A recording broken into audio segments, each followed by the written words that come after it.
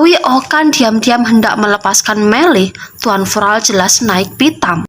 Sekali lagi dia mendesak Okan agar jujur mengatakan apa hubungannya dengan peristiwa ini. Tapi Okan meski dia dicekik dan diancam dengan ditodong pistol di kepalanya, tetap mengelak bahwa dia tidak terlibat dalam peristiwa pemukulan Bora. Untungnya Ates datang tepat waktu. Begitu dia melihat Okan dalam bahaya, Ates langsung berteriak menggertak Tuan Vural agar melepaskan adiknya itu. Tuan Vural ternyata gentar juga melihat wajah bengis Ates. Dia pun melepaskan Okan, tapi Melih kembali menjadi tumbal kemarahannya. Dia segera memerintahkan anak buahnya mengeksekusi Melih dan membuang jasadnya ke tengah danau. Melihat ini, Ates semakin emosi. Dia merebut pistol dari tangan anak buah Vural dan balik menodongkan pistol itu pada Tuan Vural. Namun, Okan segera menenangkan Ates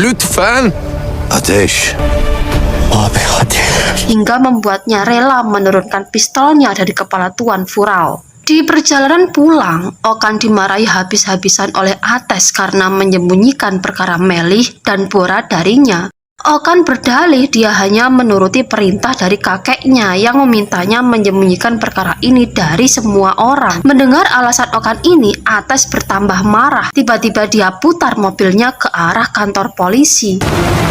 Setibanya di sana, Ates memaksa Okan untuk menceritakan hal yang sebenarnya tentang pertikaian antara Melih dan Bora dan juga menceritakan kronologi terbunuhnya Melih. Ates ingin Vural ditangkap dan diadili oleh polisi. Jelas Okan menolak mentah-mentah. Dia benar-benar takut boroknya ketahuan. Saking takutnya, Okan tiba-tiba jatuh pingsan.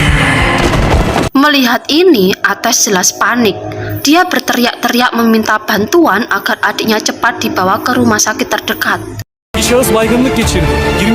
Keesokan harinya, Okan terlihat sudah kembali sehat tetapi masih kelihatan agak cemas. Ates terlihat sangat mengkhawatirkan keadaan Okan. Terlebih, dokter memberitahunya bahwa Okan tidak boleh merasa panik, tertekan, ataupun ketakutan. Oleh karenanya, setibanya di rumah, Ates meminta Okan untuk beristirahat. Tak seorang pun diizinkan mengganggunya, bahkan sang ibunda saja untuk sementara dilarang untuk menemuinya. Tanpa sepengetahuan Ates, Cemile telah berada di dalam kamar Okan, namun dia bersembunyi di luar jendela. Begitu Ates meninggalkan kamar Okan, Cemile segera keluar dari tempat persembunyiannya dan ini sangat mengejutkan Okan. Melihat Cemile, Okan kesal bukan kepalang. Bagaimana tidak, gara-gara kecerobohan Cemile, Melih menjadi korban kemarahan Vural. Mengetahui Melih telah dibunuh, Cemile ketakutan dan menangis. Dia sangat menyesalkan kepergiannya. Tak berselang lama dari kepergian Cemile, Yaman memasuki kamar Okan. Yaman melihat adiknya sedang istirahat.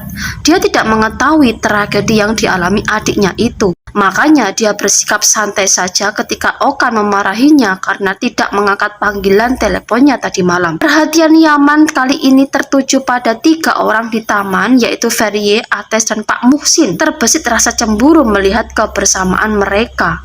Dengan polosnya, Pak Muhsin menanyakan perihal pertemuan antara Ates dan Ferie kemarin malam. Mendengar ini, Ates jelas kaget karena dia merasa tidak berkencan dengan Ferie semalam. Ferie terlihat serba salah.